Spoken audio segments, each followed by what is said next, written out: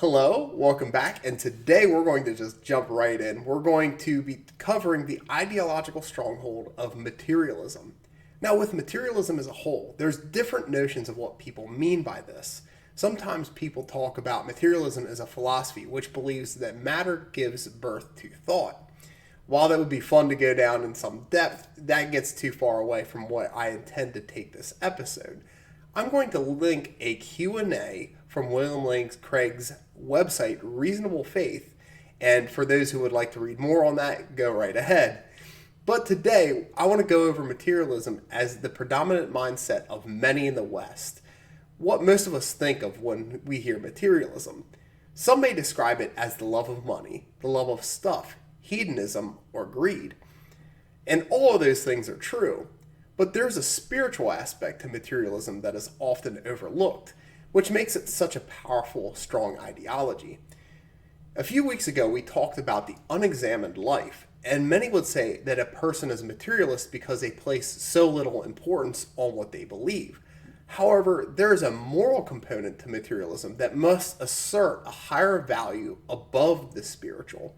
That is the difference between the unexamined life and the materialist, and that's what makes it such a stronghold.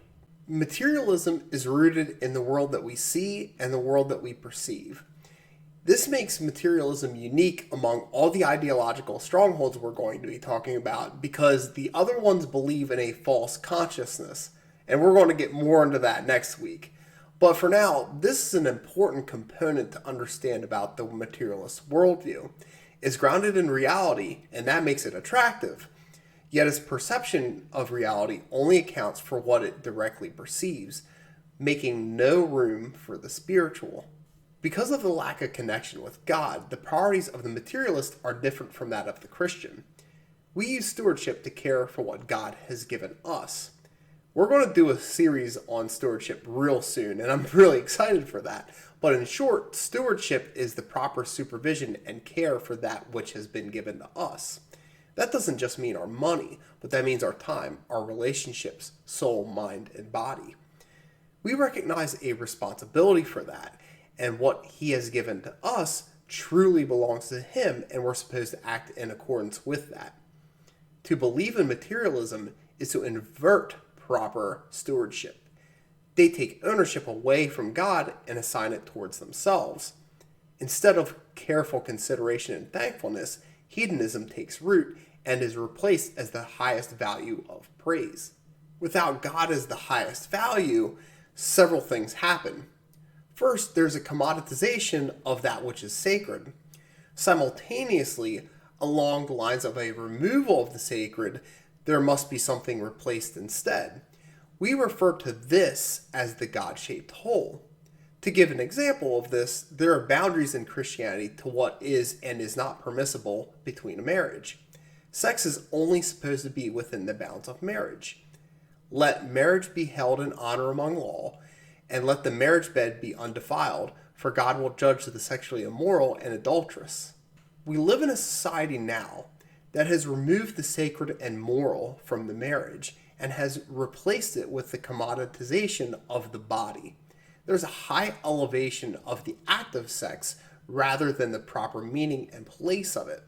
This means, for example, many young men and women are convinced that they must live in immorality and find value in their sexual expression. This results in sexual immorality being a moral good that should be celebrated. We could go after any number of examples of this, from the love of money to prosperity to idolatry. There's an exhaustive list of things that people can place before God. At the end of it all, hedonism has replaced the moral good and is justified by the ideological stronghold of materialism. It seems that materialism has been around for a very long time, and there's endless examples of biblical texts on this, and I don't have time to even go through a fraction of it. However, if there's a singular connection to be made, is between the materialism today and the attribution of the prosperity of the gods in the Old Testament. We often look back at the ancient Israelites and wonder why it was so easy for them to be led astray from God. But then I look at our society now, And I see some of the same parallels where people have been turned away in much of the same matter. The Israelites took their daughters as wives for themselves, gave their own daughters to their sons, and worshiped their gods. The Israelites did what was evil in the Lord's sight. They forgot the Lord their God and worshiped the Baals and the Ashtoreths. When I started doing research on Baal worship, that's when I saw what we see today. Pagan worship tends to be for provision first and foremost. It's what we can receive from the worship that drives the belief. If the gods are favorable, then they provide.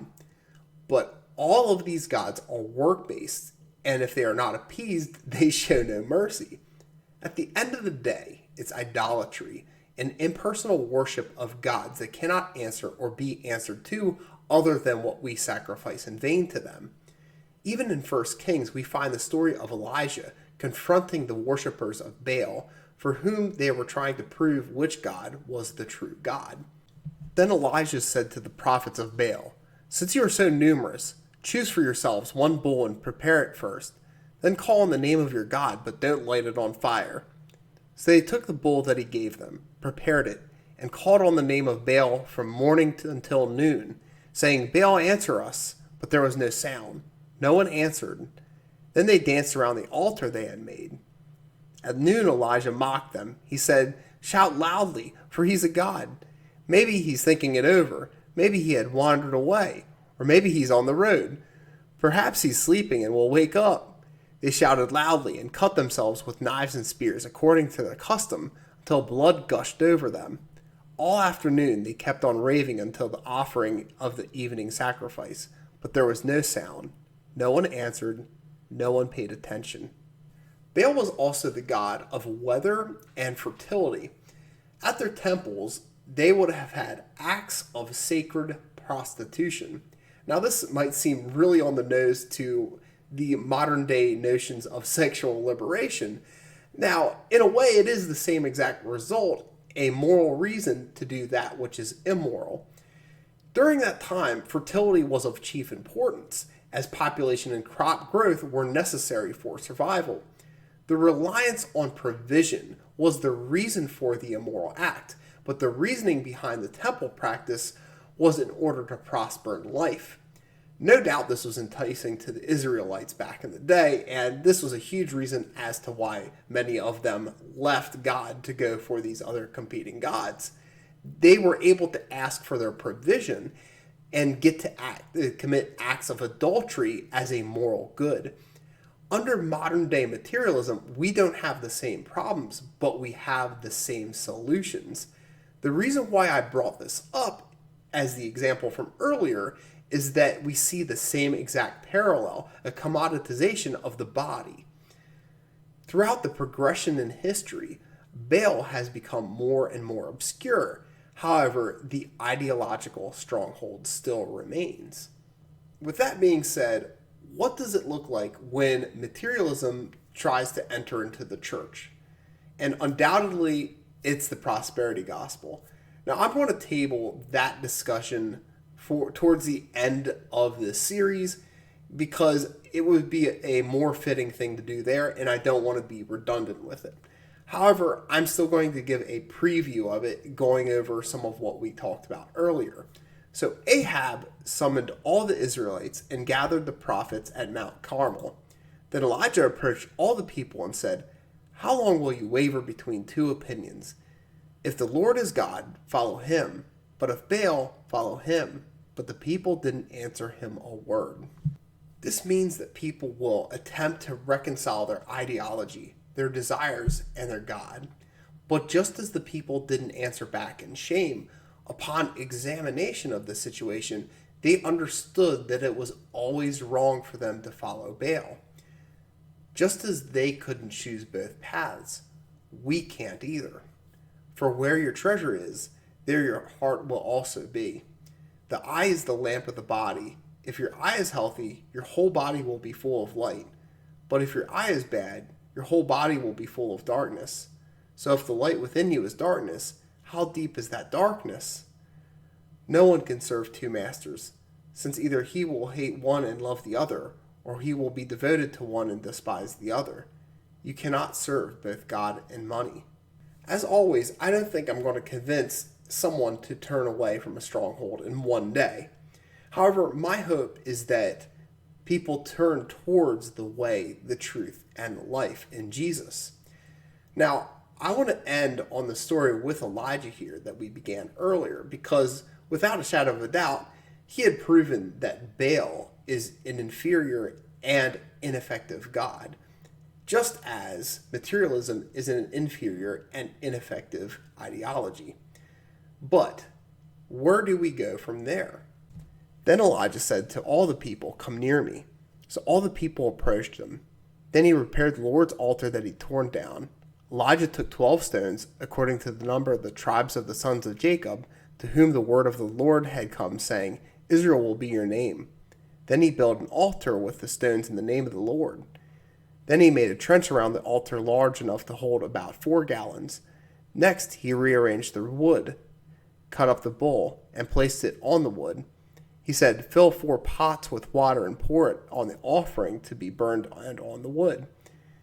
Then he said, "A second time," and they did it a second time.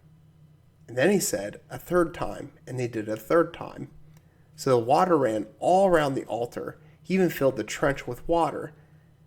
At the time for offering the evening sacrifice, the prophet Elijah approached the altar and said, "Lord, the God of Abraham, Isaac, and Israel, today let it be known that you are God in Israel, and I am your servant, and that your word I have done all these things.